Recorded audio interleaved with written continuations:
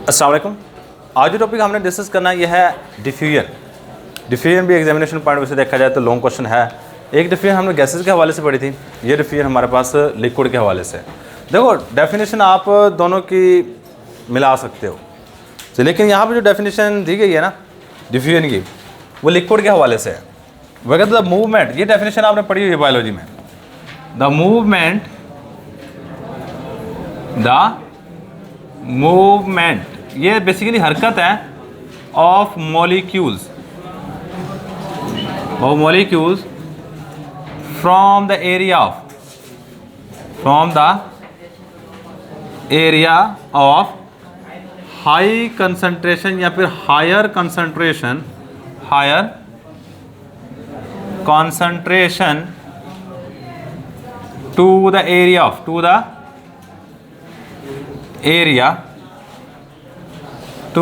Of lower concentration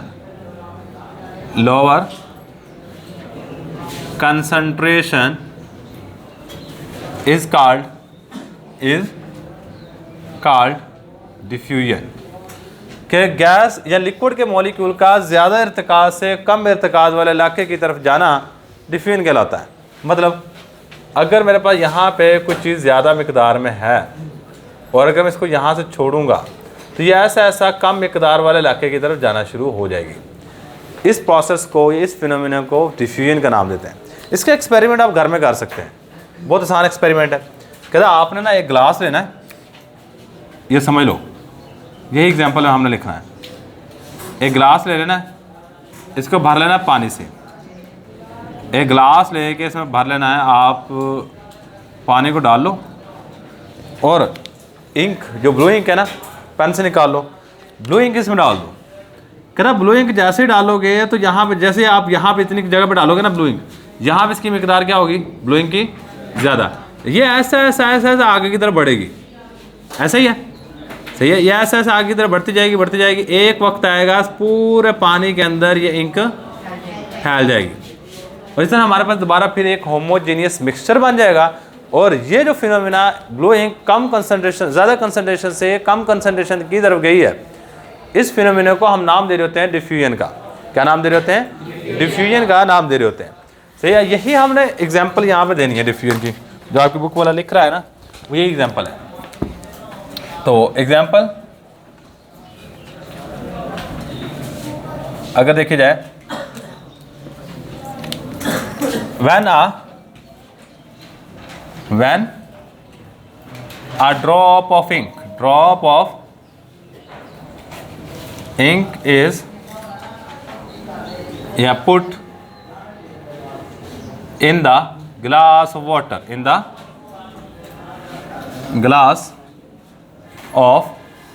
water, जब ink का एक ड्रॉप पानी के गिलास में डाल दिया जाए, then the ink diffuse कर जाएगी, from the area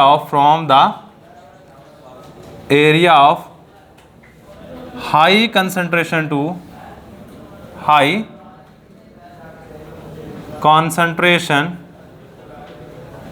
to low concentration। ज़्यादा इर्तिकाज, जहाँ पे इंक ज़्यादा है ना, उस जगह से कम इर्तिकाज वाले इलाके की तरफ मूव कर जाएगी एंड फॉर्म, और बना देगी a homogeneous mixture,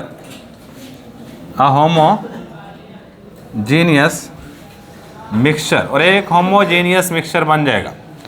तो ये जी हमारे पास एक्सप्लेनेशन थोड़ी सी एग्जांपल के अंदर ही कर दी है। जैसे अगर कोई एग्जांपल करना चाहता है तो कर ले, नहीं करना चाहता तो भी कोई इतना खास मसला तो नहीं होगा। लेकिन बातें याद रखिएगा, आसान सा काम है। कहते हैं एक ड्रॉप लेके इंक का पानी गिलास में डाल दो, इंक ऐसा फैलना शुरू हो जाएगी। ये बेसिकली डिफ्यूजन का फिनोमिना हो रहा है। सही है। अब इसके बाद ना हमारे पास नेक्स्ट है फैक्टर्स इफेक्टिंग ऑन डिफ्यूजन। ये वाली चीज़ इंपॉर्टेंट है, factors affecting on diffusion. Diffusion पे कौन कौन से फैक्टर्स असरअंदाज हो रहे होते हैं, इस चीज़ को भी आपने पढ़ना है। देखो 4 फैक्टर यहाँ पे मेंशन किए गए हैं। पहला फैक्टर है इंटरमोलिकुलर फोर्सेज। अगर याद हो ना, इंटरमोलिकुलर फोर्सेज तकरीबन देखिए सबके अंदर आ रहा है, सही है। अब बेशक वो एवेपोरेशन हो, वेपर प्रेशर हो, बॉइलिंग पॉइंट हो या फिर डिफ्यूजन हो, ऑलमोस्ट सबके अंदर इंटरमोलिकुलर फोर्सेज आया। तो इसमें पहला फैक्टर इंटरमोलिकुलर फोर्सेज ही है। क्या हमारे पास इंटर मॉलिक्यूलर फोर्सेस। अच्छा, डिफ्यूजन मैंने क्या कहा आपको कि मॉलिक्यूल्स का ज़्यादा इर्तिकाज़ वाले इलाके से कम इर्तिकाज़ वाले इलाके की तरफ मूव करना डिफ्यूजन है। अच्छा, मैं आपको ना एक सिंपल सी एग्जांपल देता हूँ। मैंने इंक डाली, ग्लास रख दिया, एक ग्लास मैंने और लिया, उसमें शहद डाल दिया। देखो मैंने 2 ग्लास लिए, अब मेरी बातें सुनते जाना। ये मैंने 2 ग्लास ले लिए, एक गिलास में पानी लिया यहाँ पे, दूसरे गिलास में पानी ले लिया, और यहाँ मैंने इंक डाल दी और यहाँ मैंने शहद डाल दिया। अब मुझे खुद सोच के बताना है किस गिलास में इंक जल्दी हल हो जाएगी या फिर शहद जल्दी हल हो जाएगा। इंक शायद शाम तक भी ना लो, जब तक आप उसको हिलाओगे नहीं। इंक आप हिलाओगे भी नहीं ना, फिर भी हल होगे, एक होमोजीनियस सोल्यूशन या होमोजीनियस मिक्सचर बना देगी, सही है। मतलब बेसिकली ना हनी के अंदर इंटरमॉलिक्यूलर फोर्सेज होती हैं ज़्यादा, इंक के अंदर होती हैं वीकर। कहता है जो जिसमें इंटरमॉलिक्यूलर फोर्सेज होगी कमज़ोर। देखो याद रखिएगा, हमने कहा है जी ये movement of molecule from the area of higher concentration to the area of lower concentration. अब खुद सोचो, अगर ये मेरे पास कुछ मॉलिक्यूल है, इनके दरमियान में इंटरमॉलिक्यूलर फोर्सेज वीकर हैं, कमज़ोर सी हैं, इस तरह कमज़ोर इंटरमॉलिक्यूलर फोर्सेज हैं। और कुछ मॉलिक्यूल है मेरे पास जिनमें इंटरमॉलिक्यूलर फोर्सेज क्या हैं, ताकतवर है, जिसमें इंटरमॉलिक्यूलर फोर्सेज क्या हैं, ताकतवर है। ये मेरे पास इंटरमॉलिक्यूलर फोर्सेज स्ट्रॉन्गर आ रही हैं, सही है। तो अब इसने यहाँ से यहाँ पे मूव करना है, यहाँ से यहाँ पे आना है, और इसने भी यहाँ से यहाँ पे आना है। खुद सोचो, जिसमें वीकर होंगी वो आसानी से आ पाएगा, जिसमें स्ट्रॉन्गर होंगी वो आसानी से आ पाएगा। जिसमें वीकर होंगी वहाँ से इंटरमॉलिक्यूलर फोर्स आसानी से तोड़ेगा, वो आगे तरफ आ जाएगा। मतलब जहाँ पे इंटरमॉलिक्यूलर फोर्सेज वीकर होंगी रेट ऑफ डिफ्यूजन ज़्यादा होगा, जहाँ पे स्ट्रॉन्गर होंगी रेट ऑफ डिफ्यूजन कम हो गया। सिंपल सी बात है। If intermolecular forces are weaker, then rate of diffusion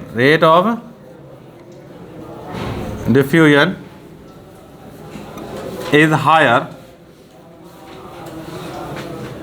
and when intermolecular forces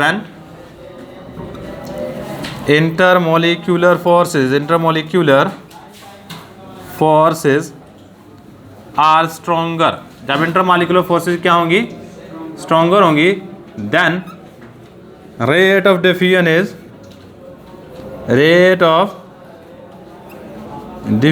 जो रेट ऑफ डिफ्यूजन होगा इज लोअर, कम होगा। पहली चीज़ है इंटरमॉलिक्यूलर फोर्सेस। अच्छा, इसके बाद सेकंड नंबर पे size of molecule. Size of molecules, size of molecules, इधर गौर करना। साइज ऑफ मॉलिक्यूल के हिसाब से अगर देखा जाए, आप खुद सोचो, डिफ्यूजन बात याद रखना, डिफ्यूजन है क्या, एक जगह से दूसरी जगह पे किसी भी चीज़ की मूवमेंट है। 2 तरह के मेरे पास मॉलिक्यूल, एक बड़े साइज का मॉलिक्यूल है और एक छोटे साइज का। अब खुद सोचो कौन सा ज़्यादा तेज़ी से मूव कर सकता है। छोटे साइज वाला मॉलिक्यूल ज़्यादा तेज़ी से मूव कर सकता है, बड़े साइज वाले मॉलिक्यूल को ज़्यादा एनर्जी लगानी पड़ती है मूव करने के लिए, सही है। तो आप सेम बात आप इंसानों में भी लगा सकते हैं। मैं कहता एक इंसान, एक बड़ा मोटा बंदा बैठा हुआ है, एक बिल्कुल पतला सा स्मार्ट सा बंदा बैठा हुआ है, सही है। उन दोनों की रेस लगवा दीजिए, कौन सा जल्दी पहुंचेगा। ज़ाहिर बात जो फिट होगा वो जल्दी पहुंचेगा, जो मोटा होगा वो पीछे रह जाएगा। सही, सेम बात यहाँ पे होती है। जो बड़े साइज़ के मॉलिक्यूल होते हैं उनको मूव करने के लिए ज़्यादा एनर्जी लगानी पड़ती है, जबकि छोटे साइज़ के मॉलिक्यूल आसानी से मूव कर जाते हैं। इसलिए small size molecule have high rate of diffusion as compare to larger size molecule. Small size molecules have higher rate of diffusion, rate कहते हैं स्पीड को, सही, rate of diffusion as compare to, के मुकाबले में, as compare to large size molecule, large size molecules. इसके बाद second number, third number पे हमारे पास shape of molecule, shape of molecule. भाई मॉलिक्यूल की शेप हो सकती है दो तरह की, या तो होगी रेगुलर शेप या होगी रेगुलर शेप। देखो अब मुझे खुद सोच के बताना, कुछ मॉलिक्यूल है मेरे पास इस तरह के गोल गोल, इन्होंने यहां से मूव करके यहां पे जाना, मैं आपको एग्जांपल भी दूंगा। और कुछ मॉलिक्यूल है मेरे पास इरेगुलर, इस तरह के, सही है, इनकी कोई ख़ास शक्ल नहीं है, हर एक की अपनी शेप है, सही है, इस तरह के, सही। मैं आपको दो एग्जांपल देता हूँ। मैं ना वो बेंटे देखें, गोलियाँ जो कहते हैं, सही, इसी तरह बजरी भी है, बजरी की इरेगुलर शेप है, जो ख़ास शक्ल नहीं होती, जबकि जो बेंटे इनकी रेगुलर शेप है। मैं दोनों को हाथ में पकड़ के यहाँ पे फर्श पे गिराऊँ इस तरह, गोलियाँ ज़्यादा आगे जाएंगी या बजरी ज़्यादा आगे जाएगी? गोली ज़्यादा आगे, क्यों? क्योंकि उनकी रेगुलर शेप है। और यही बात यहाँ पे, ऐसे मॉलिक्यूल जिनकी रेगुलर शेप होगी उनका रेट ऑफ डिफ्यूजन ज़्यादा है, और ऐसे मॉलिक्यूल जिनकी शेप रेगुलर नहीं होगी वो मूव तो करेंगे लेकिन उतना नहीं कर सकते जितना रेगुलर करते हैं, सही है। So regular shape molecule has higher rate of diffusion as compare to irregular shape molecule. चलो यहां पे इस तरह कर लो, those molecule, those molecules which have regular shape,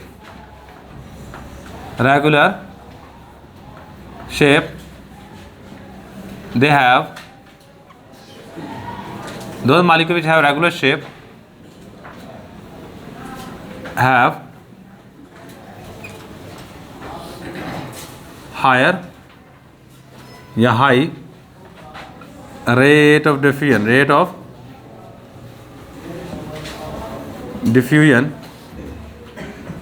then those molecule के मुकाबले में, then those molecules, उन molecules के मुकाबले में which have, जो रखें, which have irregular shape, जिनकी शेप इरेगुलर हो। The molecules which have regular shape have high rate of diffusion than those molecule which have irregular shape. मतलब इरेगुलर शेप का रेट ऑफ डिफ्यूजन कम होता है और रेगुलर शेप मॉलिक्यूल का rate of diffusion ज़्यादा होता है। लास्ट वाला फैक्टर टेम्परेचर।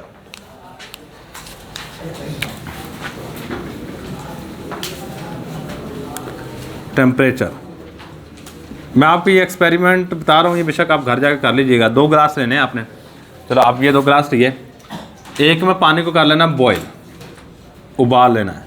जब बॉयल करोगे इसमें टेम्परेचर होगा 100 डिग्री सेंटीग्रेड। एक में आपने बोतल वाला ठंडा पानी ले लेना है और उसका टेम्परेचर होगा 10 डिग्री सेंटीग्रेड ऑलमोस्ट। मतलब एक में पानी उबाल के ले लेना है और एक में ठंडा पानी ले लेना है। इधर देखो, फिर सुन लो, आपने क्या करना है, इंक लेनी है, इंक किस में भी डाल देनी है, इसमें भी डाल देनी है। अब मुझे खुद बताना है किस में जल्दी हल हो जाएगी? गर्म में। मतलब अगर टेम्परेचर बढ़ाते हो तो रेट ऑफ डिफ्यूजन भी बढ़ जाता है, सही। बेशक ये घर में जाकर एक्सपेरिमेंट करके देख लीजिएगा। इसमें अगर हल होगी तो इसको शायद मैं कहता हूँ 1 मिनट लगेगा, इसमें 10 सेकंड में हल हो जाएगी, सही है। क्योंकि जब मॉलिक्यूल के पास एनर्जी आती है, हाई टेम्परेचर करते हैं तो मॉलिक्यूल तेज़ी से मूव करते हैं। जब तेज़ी से मूव करते हैं तो जल्दी इंक को अपने अंदर हल कर लेंगे। मतलब हाई टेम्परेचर पे रेट ऑफ डिफ्यूजन ज़्यादा होता है as compare to low temperature. The rate of diffusion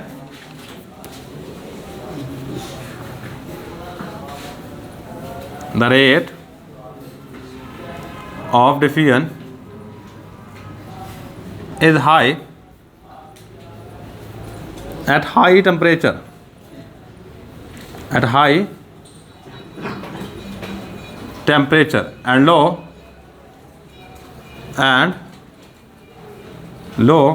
at low temperature, at low temperature. और लो टेम्परेचर पे रेट ऑफ डिफ्यूजन कम होता है और हाई टेम्परेचर पे रेट ऑफ डिफ्यूजन ज़्यादा होता है। सही है, तो इतनी बातें याद रखिएगा। ये था जी हमारे पास डिफ्यूजन। ये भी लॉन्ग क्वेश्चन आ जाता है, अगर लॉन्ग क्वेश्चन आया तो आसान है बच्चे, हेडिंग है याद रखिएगा। हेडिंग अगर याद है तो सिंपल एक एक बात याद रखनी है। इंटरमॉलिक्यूलर फोर्सेस स्ट्रॉन्गर होंगी, मैं सारी बातें करूँगा। रेट ऑफ डिफ्यूजन कब हाई होगा? अगर इंटरमॉलिक्यूलर फोर्सेस वीकर होंगे, रेट ऑफ डिफ्यूजन हाई है। साइज ऑफ मॉलिक्यूल, छोटे साइज ऑफ मॉलिक्यूल का रेट ऑफ डिफ्यूजन हाई होता है। Shape of molecule, regular shape होगी तो रेट ऑफ डिफ्यूजन हाई होगा। टेम्परेचर, हाई टेम्परेचर होगा तो रेट ऑफ डिफ्यूजन हाई होगा। दूसरा इसका बिल्कुल ऑपोजिट आप लिख सकते हो। ज़रूरी नहीं है जो मैंने बातें लिख दी है सारी की सारी हदीस हैं, जो लाइनें मैंने लिखी हैं। अब अपनी तरफ से भी अगर आपको कुछ चीज़ अच्छी लगती है, कहें ये लाइन इस तरह ज़्यादा अच्छी बनेगी तो इस तरह मुझे ज़्यादा जल्दी अच्छे तरीके से याद आ जाएगा, आप अपनी मर्ज़ी से बना सकते हो। सही है, तो लेकिन बात आपकी कॉन्सेप्ट सही हो। अगर कॉन्सेप्ट गलत हुआ तो एग्जामिनर गलत कर देगा, एग्जामिनर नहीं देखेगा। सही है, और साथ में सारी डायग्राम बनाई हुई है। अगर आप चाहिए तो आप इंटरमॉलिक्यूलर फोर्सेस की यहाँ बना लो, साइज ऑफ मॉलिक्यूल की ये वाली यहाँ बना लो। सही है, शेप ऑफ मॉलिक्यूल की यहाँ बना लो। सही, साथ बना लिया करो, लेकिन ये आप कोशिश करो कि पेपर में ना लिखो। इससे क्या होगा, जब आप पढ़ोगे आपको पता चल जाएगा ये बात इसमें लिखी हुई है और ये बात हमने करनी है। सही है, तो ये था ये हमारे पास आज का लेक्चर। अल्लाह हाफ़िज़।